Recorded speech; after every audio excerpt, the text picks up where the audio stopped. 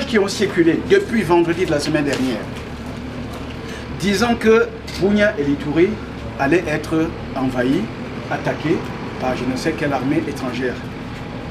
Ensuite, durant ces dernières 24 heures, il y a des audios, des messages qui ont circulé, prétendant que la MONUSCO était en train de construire, je crois, 800 tentes à sa base logistique où nous sommes, et les tentes sont là.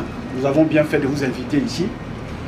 Je ne sais pas à quoi vont servir ces tentes, mais d'après cet audio, ce serait pour désarmer je ne sais quel combattant. Donc nous vous avons demandé de venir ici, on va faire un tour dans les tentes, vous allez voir s'il y a 800 tentes. En cas d'évacuation, s'il y a un problème, nous avons du staff local qui vit avec ses dépendants, donc en famille. Ces gens, pour évacuer des gens, vous savez combien de temps ça peut prendre? Donc il y a ce qu'on appelle un point de rassemblement. Nous en avons deux ici. L'un d'eux, c'est cette base logistique. Donc si un collègue congolais qui a ses 5-6 enfants et qui doit peut-être se faire évacuer vers je ne sais où, il se présente à la MONUSCO avec toute sa famille, où est-ce que la MONUSCO va garder momentanément son staff et sa famille? C'est pourquoi on a créé ces tentes qui sont là. Nous avons des matelas, il n'y a rien à cacher. Je vous ai dit, vous allez les visiter tout à l'heure. Donc, nous tenions à démentir catégoriquement ces informations qui prétendent que la MONUSCO va désarmer. Je n'ose même pas citer les FARDC, ce n'est pas son rôle. Ou que la MONUSCO va recevoir je ne sais quel combattant, ou qu'on a conçu des tentes pour héberger autre personne que le staff de la MONUSCO et ses dépendants. Je voudrais que cela soit clair. Ils sont dans des installations militaires des forces armées de la République démocratique du Congo.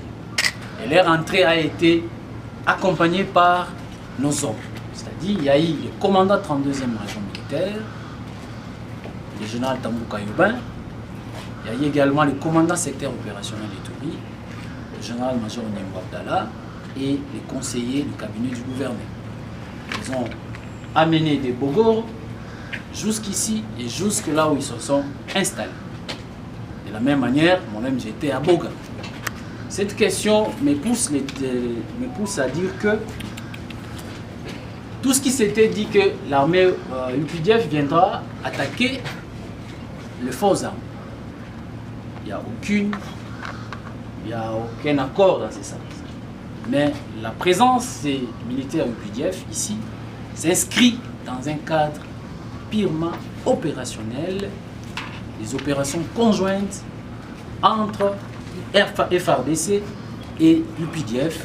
Cet accord a été signé depuis 2021 au mois de novembre à Bunia pour se redéployer. Ça sera dans le même cadre, mais cette fois-ci avec le rayon d'action le plus vaste. En tenant compte de menaces actuelles et du contexte actuel. Et toutes ces menaces sont internes et externes.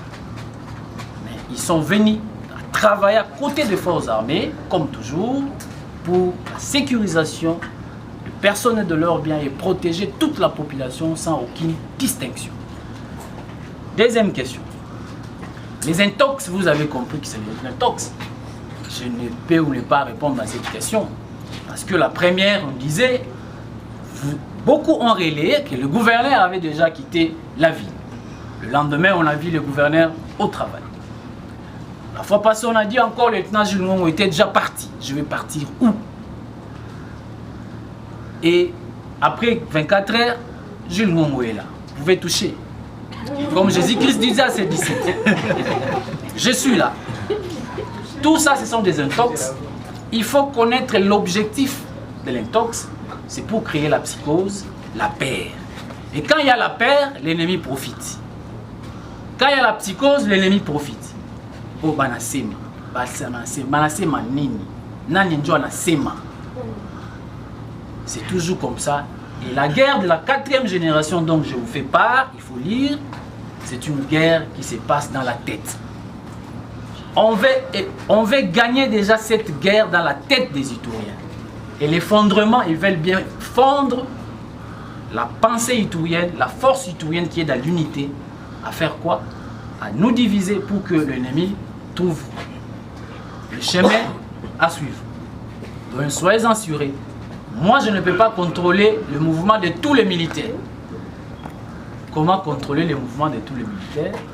Et j'ai dit que nous sommes là. Et personne aussi a montré que non, c'est l'enfant de tel ou tel est parti. Ça, c'est un faux débat. Et ça, c'est de l'intox. Et il faut trouver des réponses appropriées pour ça. Et vous avez trouvé la réponse, c'est que tout est sous contrôle des forces armées. Parce que vous avez quitté